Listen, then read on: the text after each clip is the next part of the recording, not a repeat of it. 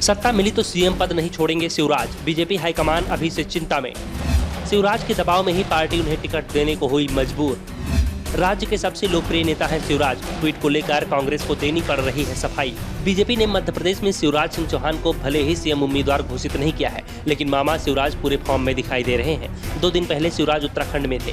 गंगा किनारे विचार में लीन शिवराज की तस्वीरें सामने आ रही थी, लेकिन अब शिवराज वापस भोपाल लौट आए हैं और चुनाव प्रचार में जुट गए हैं। भोपाल के टीला जमालपुर में उन्होंने बीजेपी के उम्मीदवार आलोक शर्मा के पक्ष में रैली भी की।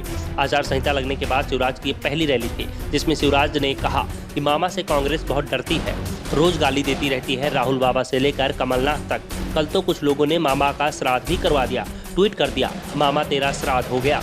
मेरी बहनों और भाइयों, मामा के मरने की दुआएं भी की जा रही हैं। शिवराज ने कहा कि मेरा श्राद्ध करने की दुआ करने वालों, मैं भगवान से प्रार्थना करता हूं कि तुम्हें लंबी उम्र दे, तुम भी सुखी रहो, लेकिन तुम सुखी भी भाजपा के शासन में ही रहोगे। ऐसा क्या है मामा में? कांग्रेस के लोग दिन रात सवेरे शाम एक ही नाम शिवराज सिंह चौहान, शिवराज मामा करते रहते हैं।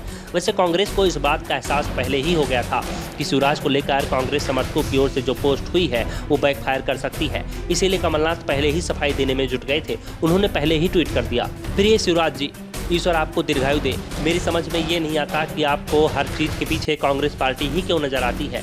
कांग्रेस पार्टी की ओर से वैसा कोई भी ट्वीट नहीं किया गया है। कमलनाथ ने किसी तरह मामले को संभालने की कोशिश की है, क्योंकि इस समय जिस तरह से शिवराज अपनी रैलियों में बार बार भावुक हो रहे हैं, कांग्रेस उसे लेकर मुश्किल में दिखाई दे रही है। ऐसे में वो नहीं चाहती कि कोई भी भावनात्मक मुद्दा कांग्रेस शिवराज को थमा दे। तो दूसरी ओर शिवराज को लड़ाई कई मोर्चों पर लड़नी पड़ रही है। सबसे बड़ा मोर्चा तो उनका बीजेपी के अंदर ही खुला हुआ है। पार्टी ने अभी तक मामा को सीएम उम्मीदवार घोषित नहीं किया है। पार्टी सामूहिक नेतृत्व के आधार पर चुनाव लड़ रही है, किसी को सीएम पद के दावेदार के रूप में पेश नहीं किया गया है। लेकिन दूसरी ओर शिवराज भी आसानी से हार मानते नहीं दिख रहे हैं। वो लगातार कोई न कोई सियासी गुगली फेंक रहे हैं। राज्य में मामा चौहान तमाम सभाओं में इमोशनल बातें कर रहे हैं। मामा की एक खास रणनीति मानी जा रही है।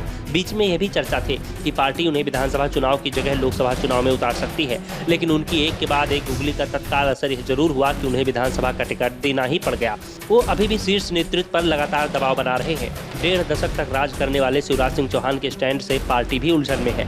बीजेपी इस फीडबैक के बाद चिंतित है कि राज्य में एंटी इनकम्बेंसी फैक्टर मौजूद है और शिवराज सिंह चौहान को लेकर लोगों में ऊब देखी जा रही है। मगर इसके साथ ही एक वर्ग में उनकी अच्छी लोकप्रियता होने की बात से इनकार भी नहीं किया जा सकता।